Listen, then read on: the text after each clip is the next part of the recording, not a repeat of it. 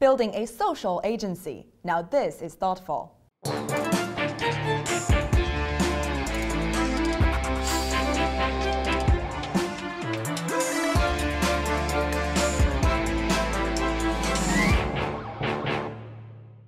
Hello, I'm Kitty Boo in Shanghai.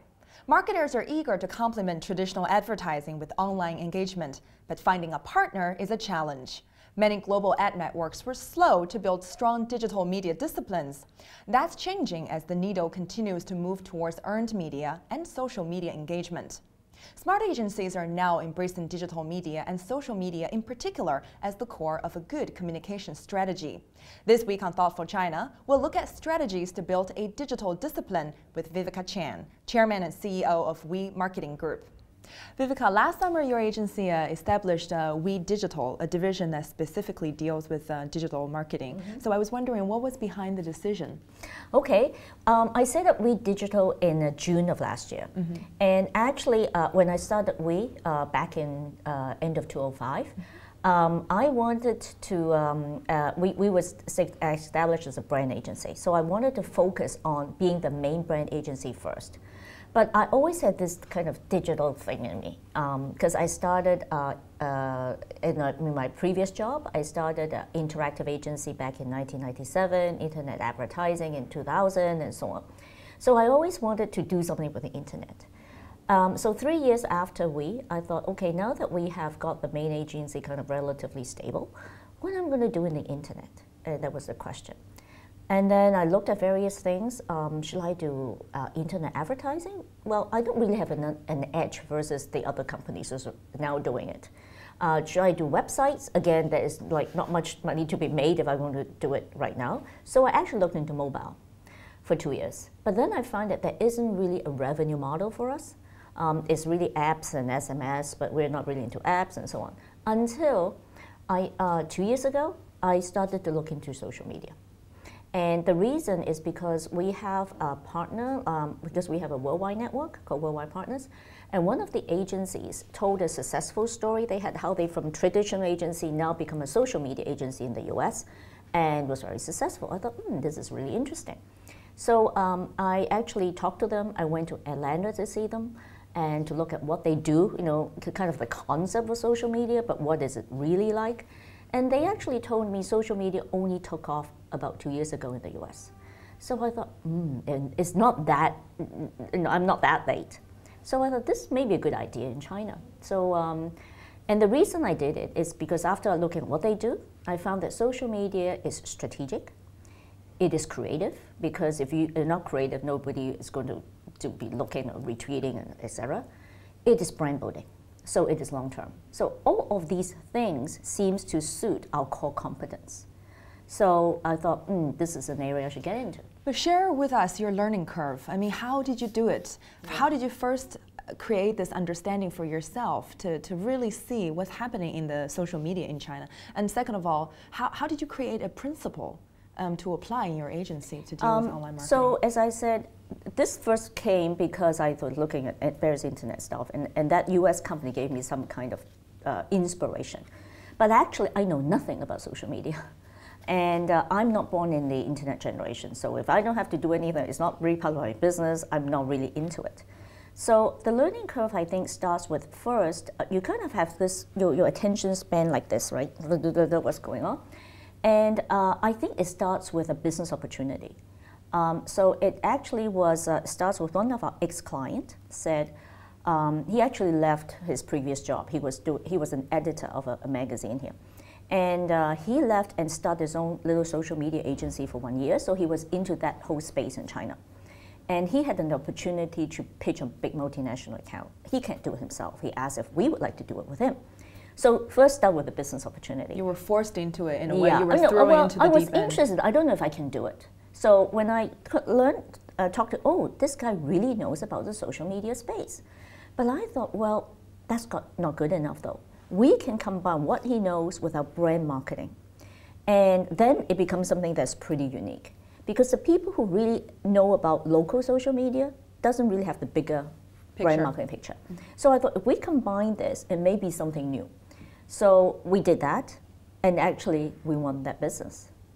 And the other thing is that I don't know anything about it. So it is really important, I think, if you start anything, that you yourself have to learn. It's not something you hire someone and let them do it. So how did you learn? So what I did was, when I first talked to this guy, he said, oh, tomorrow I'm meeting Sina Weibo. I said, oh, can I come with you?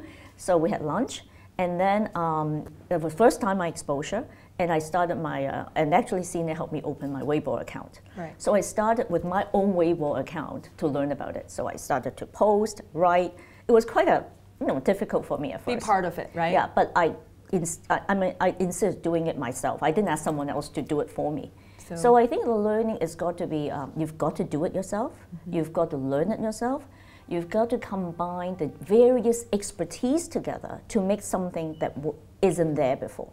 So is that how you also draw up a principle to handle social media marketing? Yeah, so therefore, from that experience, from what I have done myself, from all these people, what I find is that there's a very big opportunity, because most of the major multinational agencies have digital agencies, but they do not have social media expertise. So we're very dedicated to this space. We combine our understanding of the global brand learning and all that stuff. On the other hand, there's also small agencies, local agencies, and they may know the local space, but they don't have the bigger picture. So we kind of combine the two together and becomes a very unique opportunity. So basically, that's what we do. We have our own social media team that do community management and all that stuff, but at the same time, we can also do the bigger planning. Marketers are talking more and more about moving from owned to earned media. Mm-hmm. What's the buzz about earned media these days? I think actually there's owned media, there's earned media, and also paid media. Paid media, yeah. So it's the skill of knowing how to combine all three, because they don't stand alone. Mm-hmm. So we all know about paid media. And then you have, now clients are creating their own media with their website and whatever. But the earned media part is still, I think, quite new. So social media is obviously earned media. But how you can really use it, because it's about really getting the fans of fans to do it, then there's earned media. I think in this whole area, the expertise and what is done currently still is yet a lot to be improved. Any specific examples of successful and failure? Examples? We were looking at a client, and the client is actually a very big client. I don't want to name it. It's a big car client. And they thought they were very successful, and they had quite a number of fans. And I think this is not just cars. We have cars. We've looked into another banking client. And it's very easy for them to get 100,000 fans or whatever. But the problem is when you really look into the figures, 90% very often of these fans have less than 100 fans. And they're very inactive. So it doesn't mean that if you have a big number of fans that you're successful with social media, because they may be fake, right? You know how zombie followers. How inexpensive to buy fans. Right. So unless your fans are active, unless they have They're big influence, right? Okay, because 100 is really very few. Mm-hmm. Then you're not really getting the right tribe base. No. So we do a lot to really do the structure. The whole structure, how you build your tribe base, how you get fans of fans to talk about you, and not just you yourself. So how do you make this earned media work? So what we make it work is that how do you create content?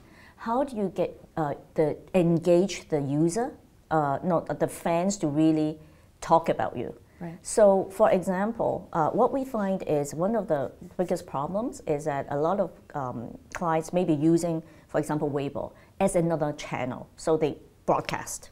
There's no interaction. So what we do is, in some of the things we do, for example, we would help clients train their staff, because actually your staff is a very, very good way to be your ambassador. So how to train them to talk about the company, to interact. So it is actually a lot of work behind the scenes, maybe that you don't see because it's not these big flashy campaigns all the time. But if you do all that right and you get all the infrastructure right, then it becomes like an automatic machine. The word of mouth, start with your own it employees. goes and it go to layers into your key opinion leaders and so on and so forth. But it needs the right structure in the first place. Successful cases then? We have done some very good work for Cisco. So Cisco, we have developed a social ambassador program for them, and which engages their staff to talk about Cisco, which is, as you know, B2B. So it's not easy for actually ordinary people to talk about it, and they don't need to appeal to everybody. So it's their friends of friends. Group, yeah. Another successful case, Mars M&Ms. We use the social media to do what? To create a living brand. So in other words, we have a Weibo for red bean and one for yellow bean. And it's probably almost the only one that doesn't have any company name in there. It's only called red bean and yellow bean. But you kind of know red bean is M&Ms. And what we do is that red bean has its own character, which is very confident and a little bit arrogant. Yellow bean is a bit shy and so on. And they interact with each other. They have their own fans. So it's really making chocolates a person. Yeah. And that's really talking about building brands and not just posting and talking about your company news, So what are the biggest mistakes you've seen marketers make when they approach Chinese social media? I think two things. One is overemphasis on number of fans, because I just said it's not really the number of fans, it's really, are you really engaging them? And secondly, I think is that very often is they use it as another channel to broadcast. So it's a one-way thing. And if it is not two-way thing, it's not really social media. And last is that too much emphasis on just campaigns. So I've seen a lot of digital awards, they come in, and they may have one campaign, okay, they have a butterfly, they have a celebrity, and then they also use Weibo and give gifts and so on. But you see the fans hike like this, and that's it. So there's coupon seekers, basically. Right, so it's like campaign-based, but it's not really using it for a long-term, really brand building. So I think there should be more emphasis, not that campaigns are not important, because campaigns help you hike, but it is really important to continuously manage your fan base as like you do brands, like when you do advertising. Yes, you can do one campaign and then don't do anything else, but it's not really the most effective way of doing it. Do you see your clients lack a certain understanding of what Chinese social media is like? Is it different from international social media? It is different because we don't, as you know, the Facebook and Twitter and all this is not blocked in China. And I think there's some basic principles that are the same in terms of the rules of engagement. Is the way it is done that is different because, for example, Twitter is very short, right? It's 140 characters where we have 140 words. So is how you make the content, and so there's some techniques that are a little bit different. The other thing I think is that social media is very cultural. So you really need to know what are the hot topics. So you really need to be not just, as I said, a one-way thing. You need to know what people are discussing. You need to interact with the hot topics. So in that case, it's very different country by country and almost region by region. So looking into the future, what is the next biggest trend in your opinion in China? Might it be groundbreaking technology or new platforms or anything that could shake the world like Weibo did 18 months ago? This is a very difficult question. I don't know if anybody can answer that. I wish I could answer that, but okay, we're not into technology, so we have no claims to any technology. But personally, I think that there will be a lot more use of video. Video. Yeah, so what we call online movies. Not just viral videos, but really using it as short educational, entertainment content, because people have fragments of time. So they may not watch a whole soap opera for half an hour, but little snippets of it, and then how you can get your branded message in there.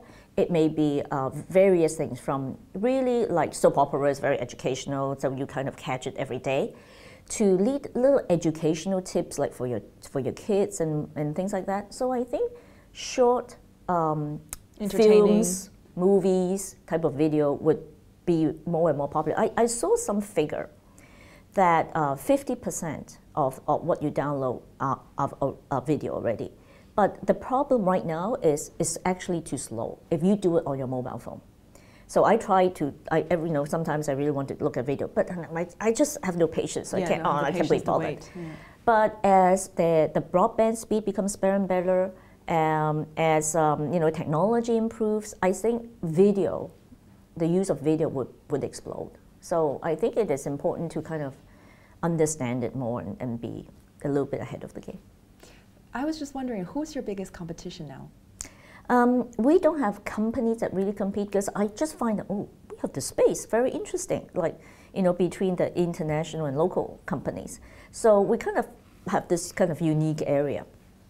But I think that right now, actually our biggest competition is a lot of clients think they can do it in-house. Interesting. So not a different agency or company, but the in-house PR because themselves. It's kind of, to set up, they think social media is Weibo and put something on Tudou. So rather than giving an agency the money, why do I have to spend all this money? It should be free in the first place. So why don't I just get somebody like an intern, supervised by the manager, who can just post 5, 6, and if the cost of hiring one person is probably cheaper than retaining this professional agency to do it. So I think that is some of the issues. I think the main obstacle that we face is more educating client why you need to get a professional agency to do it, why you shouldn't just freelance it or just do it yourself. Would you say this is the biggest challenge you face expanding We Digital's digital capabilities? No, actually our biggest challenge is not this. Our biggest challenge is getting the right people into our team. Right now, from one person starting in June, we now have about 12 people in our team. So we have our own community management team. We have our own we call client partners, so they work with the client. Community managers don't work with clients, they work with fans. And then we have an operation team and a research and analytics. And we have to train them actually from scratch because we also work with Engage. So actually, you call us We Digital starting March, we're going to be called We Engage because I'm partnering with Engage in the US. Mm-hmm.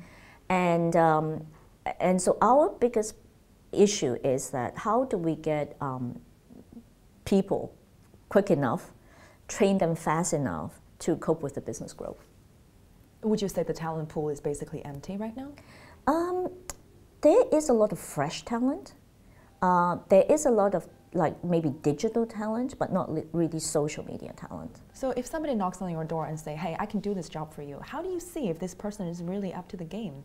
We just put them on the job and see it. First of all, we can talk to them, see what their experience is, show us what they can do.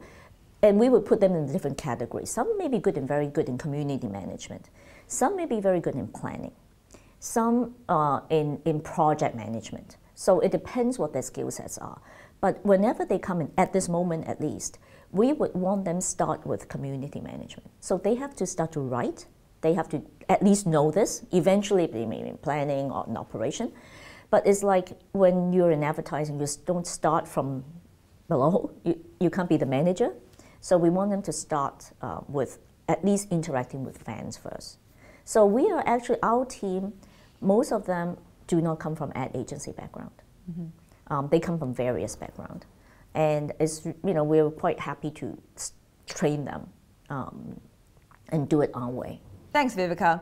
That wraps it up for today. Be sure to subscribe to us on Tudou and YouTube. You can also follow us on Weibo and Twitter and join our LinkedIn group. See you again.